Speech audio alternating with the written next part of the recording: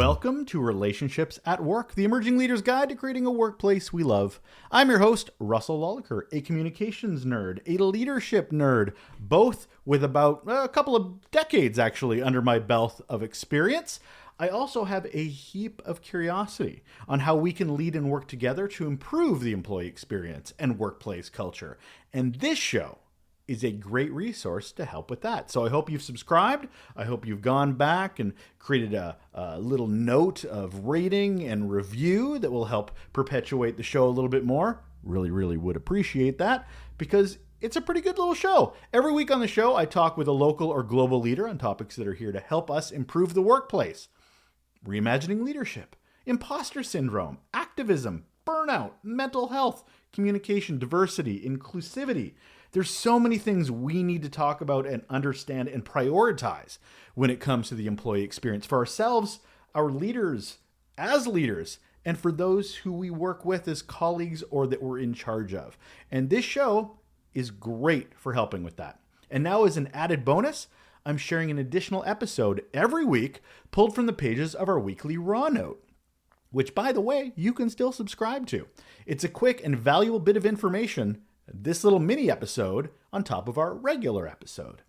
So for this, I'm passing you a Raw Note, and it's called The Feels of Being Heard. You make me feel heard. You make me feel heard. This was a short sentence I received with a big impact. I had just had a discussion with this person on career planning and their frustrations around their work culture and the roadblocks they felt they had. And it wasn't said in a matter-of-fact way. It was said in a, I'm not used to this, and I thank you for providing that space for me kind of way. A moment like this just, it breaks my heart. Sure, I was conflicted. I mean, on one side, there's gratitude. I mean, wow, thanks. Absolutely happy to provide that environment for you. I'm happy you recognized and felt that it was a space that you felt heard in. But the other side of me was like, really? This isn't something you're used to? Damn. I mean, just it breaks my heart. I can't. I've had people I've pulled into an office going, you know what? You're amazing. I love your work. And they've said, you know what? I've worked here for 5 years and no one has ever said that to me. Real, true story that has happened that I've been a part of. What lingered to me in this particular sense was that it meant others at work and in their network didn't make them feel that way. And as leaders, we should be about support. How we can help, not how we can be too busy to help when they're looking for guidance. According to a study published in the Harvard Business Review, fancy, employees who feel heard are 4.5 times more likely to perform their best work. Additionally, a Gallup study found that employees who feel their voices heard at work are 3.5 times more likely to be engaged. So I don't know why this can't be a bigger priority. Because remember, leadership is something you do, not something you are. It is not a title. It is an action word. Employees don't feel heard when we are looking at our phones or looking at our watch while they're speaking. And I'm going to say that includes putting our phone, even face down, on a desk while we're having a meeting. We are not engaged because that phone is as important as anything else that's happening in that room, including the person that's across from you. When we let our thoughts wander to other issues or problems we're working on, when that person across the table is looking at us trying to tell us something, but our eyes wander off because we're thinking of something else or the next thing we have to do. You know how else employees don't feel heard? When we're too busy or we're not prioritizing making the time that they need from us. Or acting like any impromptu request from them is an inconvenience to us. What do you want? I can spare 5 minutes. Have we ever had those words come out of our lips?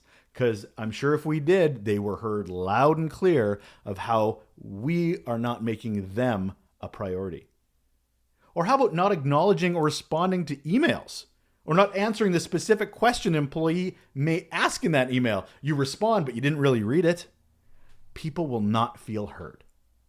but we can do something about it. And that's the important thing, because I know you as an emerging leader want to do better. You want to do better than has done before. You don't want the things that I've just described that has happened to you to happen to those in your charge or a culture you're trying to create and perpetuate. So what we can do is a few things. Number one, bar none, active listening. Give your colleagues, your employees, your leaders full attention. Maintain eye contact. Show genuine interest in what they're saying. Be in the moment. Avoid interrupting or dismissing their thoughts or concerns. Reflect back on what they've shared to ensure you understood. There's that parroting technique where if somebody says something, you repeat back what you just heard to make sure both of you are on the same page. It demonstrates respect and creates a safe space for employees, colleagues, leaders to express themselves. How about this? Regular check-ins and one-on-one meetings. And make them meaningful. And don't do it like it's a check box in the calendar. This is time that you need to invest in. Dedicated time, it provides opportunities for open dialogue and deeper conversations. It encourages employees to share their thoughts, ideas, challenges during those sessions. And remember that active listening I mentioned off the top. I used to actually have regular one-on-one meetings with my former team.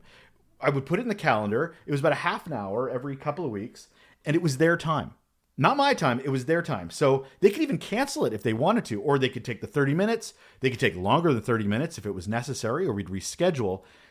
But it was really important for them to know that I had a regular, committed time for them to voice work, life, aspirations, challenges, whatever it was, whatever that was important for them, they knew they had a dedicated space to share that thought, ideas, suggestions with me, and they knew I was going to take it seriously.